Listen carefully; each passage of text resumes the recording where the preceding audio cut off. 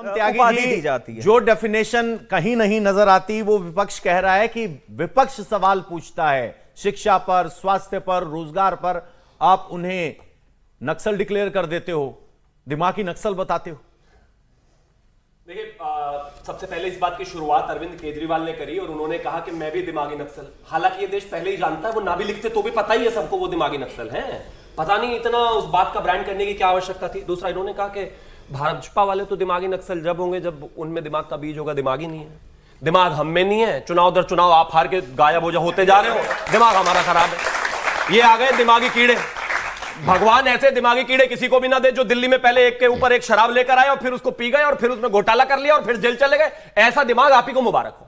अब आगे आता है, मैं सबसे पहले तो इस बात का विरोध दर्ज कराता हूं जो खड़गे जी ने भी कहा और जो इन्होंने भी कहा। इस देश के युवा को दिमागी नक्सल कहना बिल्कुल गलत है और ऐसा हम किसी को कहने नहीं देंगे। ये इनकी हैसियत नहीं है, ये इनकी औकात नहीं है, बिल्कुल गलत बात है। लेकिन हां, दिमागी नक्सल तो इस देश में है।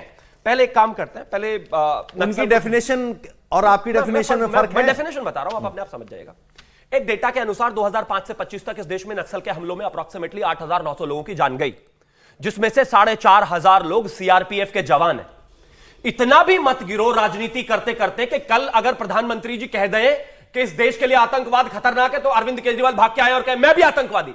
कम से कम डेफिनेशन तो ऐसी रखो भाई, क्या बेवकूफी है।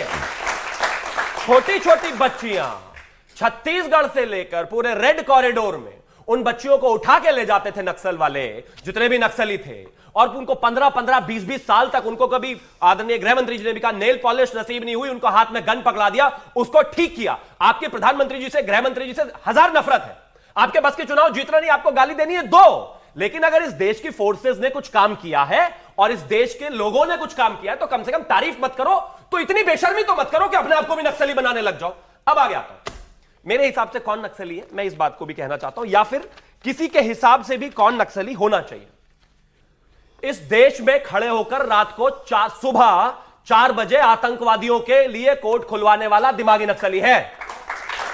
इस देश में यह कहने वाला कि मेरी नानी कहती थी बेटा मेरा राम ऐसे मंदिर में नहीं रहता जो किसी के मंदिर के ऊपर, मस्जिद के ऊपर बने, और मंदिर बनते ही एकदम हाथ जोड़ के मेरे से बड़ा तो कोई है ही नहीं राम भक्त, ऐसा आदमी दिमागी नक्सली है।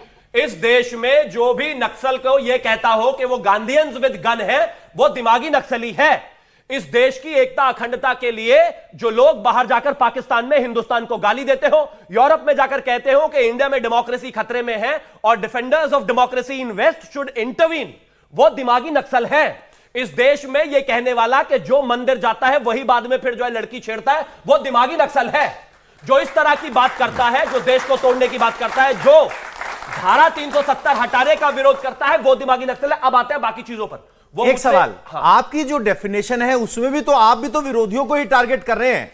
नानी का बयान अरविंद केजरीवाल ने दिया, क्या राम मंदिर पर बयान देने से कोई नक्सली बन जाता है? नहीं। दूसरी बात, राहुल गांधी अगर विदेश में जाकर भारत की कोई बात करते हैं तो क्या आप उन्हें नक्सली कह देंगे? आप भी तो नक्सल की डेफिनेशन को डिग्रेड कर रहे हैं, जबकि नक्सल भारत की संप्रभुता पर चुनौती देने वाले हैं। अपने राजनीतिक विरोधी को अगर आप नक्सल कहेंगे तो आपके ही हथियार की धार कुंद होती है।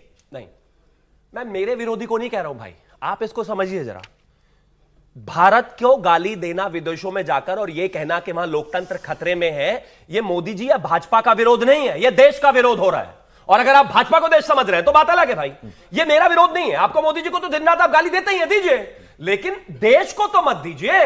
अगर मर्यादा पुरुषोत्तम भगवान श्री राम के मंदिर को रोकने के लिए 24 वकील लग रहे हैं, 135 साल मुकदमा चल रहा है और देश की स्थिति इतनी खराब है कि 100 से ज्यादा लोगों को गोलियां मार दी गई, और आपको लगता है कि भाजपा का विरोध है, तो आप गलत कह रहे हैं। इस देश के 100 करोड़ हिंदुओं का विरोध है और उनका, लेकिन वो फिर भी इसलिए जायज था, सबने अदालत का दरवाजा खटखटाया। नक्सल तो वो है जो ना आपके संविधान को मानते हैं, ना अदालत को मानते हैं, ना संवैधानिक व्यवस्था को मानते हैं, ना वोट के अधिकार को मानते हैं। तो कम से कम विपक्ष के नेताओं को यह कहना कम करेंगे, तब आपके नक्सली के आरोप में कोई दम रहेगा। तभी तो दिमागी नक्सल कहा। हर आदमी गोली लेकर आतंकवादी बनकर लोगों को मार नहीं रहा। कुछ लोग उस गनमैन के पीछे भी खड़े हैं जो उसको बौद्धिक समर्थन कर रहे हैं, वो है दिमागी नक्सली। और प्रॉब्लम उन वजह से, और वो हमारे बीच में ही रह रहे हैं। सबसे बड़ी दिक्कत ये है। अब आप मुझे एक चीज बताइए, कोई सेन आदमी हिंदुस्तान में कैसे किसी आतंकवादी के लिए 4 बजे कोर्ट खुलवा सकता है? आतिशी मार लेना जी, जो एक जमाने में दिल्ली की मुख्यमंत्री बनी, उनके जो फादर और मदर हैं, उन्होंने दोनों ने पिटीशन साइन करी। अफजल गुरु हम शर्मिंदा है, तेरे कातिल जिंदा है वाले इसी देश में हैं। इस देश में असम को चिकन नेक को काटने वाले इसी देश में हैं। तो ये क्या है भाई? और इनको पीछे से सपोर्ट करने वाला कौन है? वही दिमागी नक्सल है भाई।